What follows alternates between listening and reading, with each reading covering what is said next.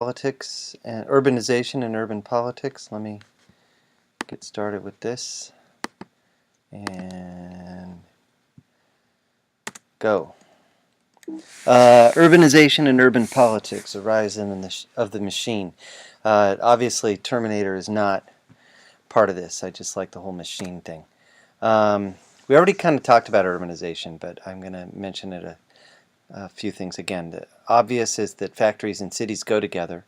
So urbanization and industrialization are linked. We've already talked about that, so I'm not going to answer why, but you should understand why. If you don't, ask a question in class. This is a great photo. It's not taken by Jacob Riis, I don't think. It's from 1895. It's New York City, and I think it shows really dramatically the problems of urbanization. The growth of big cities in the mid and then even more so in the late 1800s is a huge change in lifestyle. From the small towns, everybody in a farmhouse or some sort of cabin or shack, to the tenements that we talked about previously in the reading, and just masses of people who are not growing their own food create all sorts of problems. So it's no longer subsistence living, no longer self-sufficient. And the key thing I think I'd like you to understand is that the growth is entirely unplanned and very haphazard. That's a key word, haphazard, meaning just happening without any kind of system in place or procedures or planning. The city kind of grows, and the government has to kind of react after the fact, and they're always 5 years or 10 years or even 50 years behind. They're solving problems that have been around for a while rather than planning for them, because there's never been anything like this anywhere other than maybe London and Paris, but they haven't solved it either. Life is messy. Life is disgustingly messy. If you think that life today, that we have problems with pollution, life was dirty and disgusting back then. I remember my mom talking about her mom talking about how the family was so happy that cars were starting to take over in the early 1900s, because for them, pollution was not from the car. The car was clean. Pollution was animals. They used to, in Los Angeles, my ancestors, my mom's aunts and uncles would walk to school. This is in the big city of Los Angeles, and they used to have to wear boots to walk through the streets and the roads, and then they would put on their school shoes once they got to school because of all the horse manure. Services and housing lag behind, and services means everything. Schooling, sanitation, road building, street lighting, policing, fire departments. It's all happens after the fact, so the problems arise, and then slowly the city starts to deal with it. Not very well at first, and with a lot of fraud and corruption. So city life is pretty nasty. Urban politics. Government is not equipped or ready to really deal with these problems. And political machines develop gradually over time to kind of fill the void.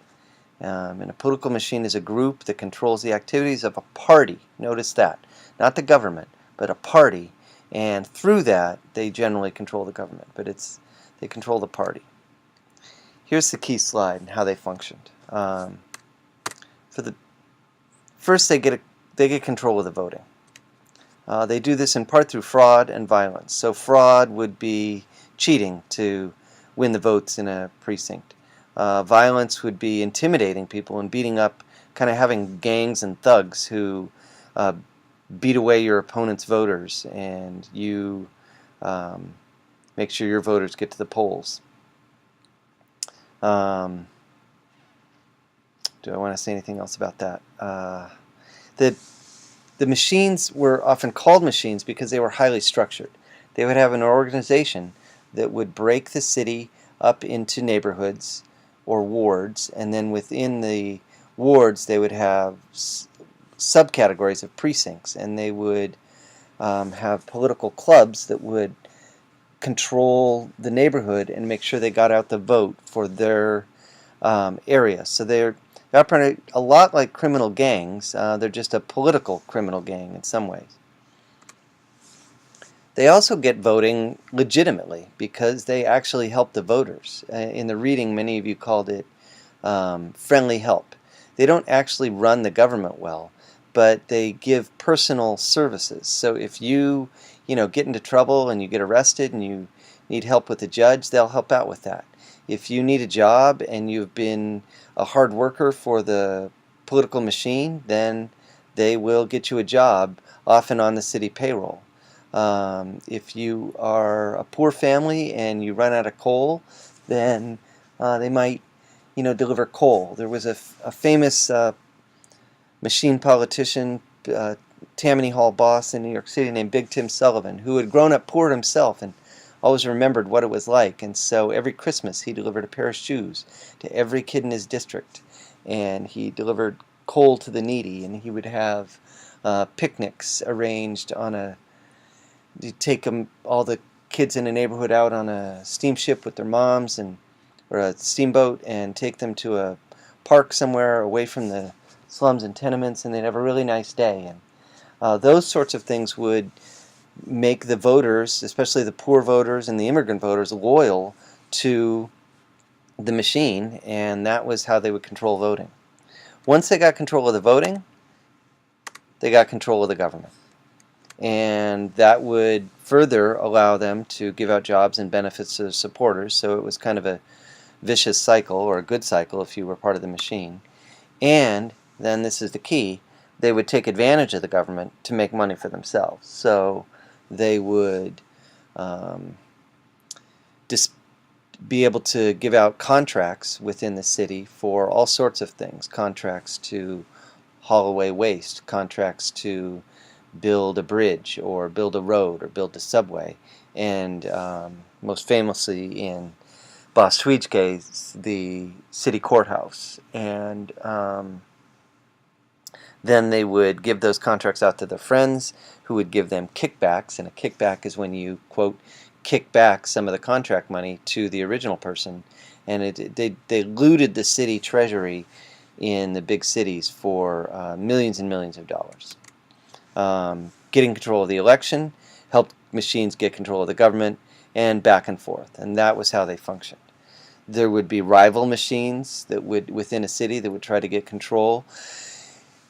They would sometimes cooperate, and sometimes not. And there would be reformers, good government people, who would try to stop them. But for the late 1800s and into the early 1900s, they were often very successful.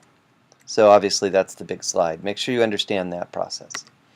We're just going to close with a little bit on the most famous of the political machines, Boss Tweed, Tammany Hall, and the cartoonist who brought them down, Thomas Nast. But you should understand that Albany and the state government had a democratically controlled political machine. Remember, its political party. Kansas City was famous for its political machine. Detroit, Baltimore, Boston, Chicago is a machine city. So it was, virtually every major city was, to one extent or another, controlled by machine politics, and both on the Republican side and the Democratic side. The Democrats were probably more effective at it, though. So Tammany was the political machine that controlled New York City's Democratic Party and the government for a long stretch of time, from the before the Civil War in the 1850s into the 1920s. Boss Tweed is the most notorious or famous of their leaders, but I would argue maybe not their best. We'll talk about that. He was the leader in the 1860s and 70s. He was never mayor. He was the power behind the throne. He didn't want to be mayor. He chose the mayor. Nast is a famous cartoonist. First drew the Jolly Santa Claus that we recognize today. He was a satirist, meaning he used his cartoons to make fun of politics and society, and he began to attack Tammany Hall. he depicted Boss Tweed as a money bags. There he is. That's one of his cartoons called The Brains. Here is the Tammany Tiger. That was one of their symbols, slaying the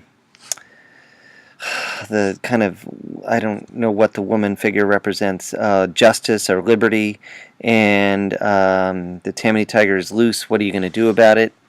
If you look up, this is meant obviously to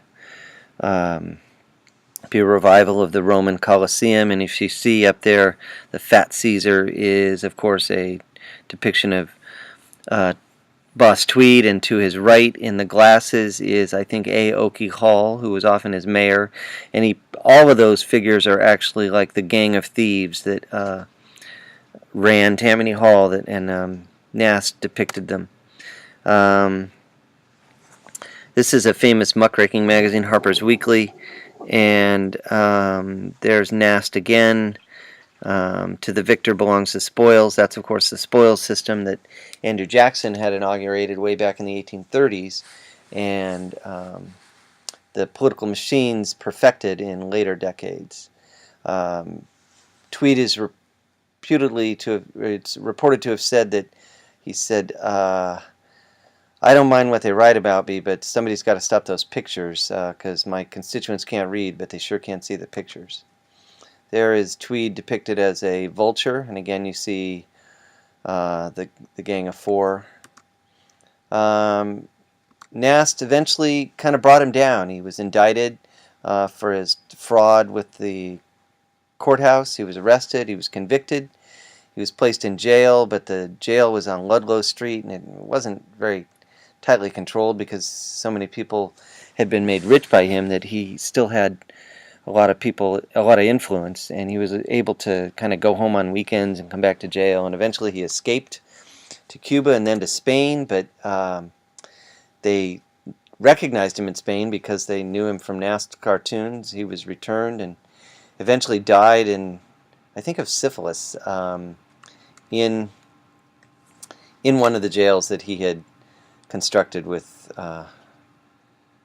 corrupt money, and used a lot of extra money to build so that he could loot it. Political machines, good or bad? Obviously bad, but it's actually a little bit more of a mixed record. They cheated, they were corrupt, they exploited the citizens and taxpayers, similar to the way the trusts and businesses did. But on the other hand, nobody was helping the immigrants or the poor at that time, and they were the first to actually start to provide services to them and to court them as voters. And so it was kind of a transactional politics. It wasn't vote for me because I'll bring the best government. It was vote for me because of what I will do for you specifically. But that was the modern way of politics, and we still kind of have that to a certain extent today. And at least they paid attention to the problems of the poor and the immigrants and of the city. They were the first to deal with these massive problems that I started with. And so it was kind of a new assessment of the political machines as, sure, they were corrupt and cheated, but they also did some good mixed in with that in ways that other political groups hadn't up to that point. I think we are done. 1342, look at that. Way to go. See you in class.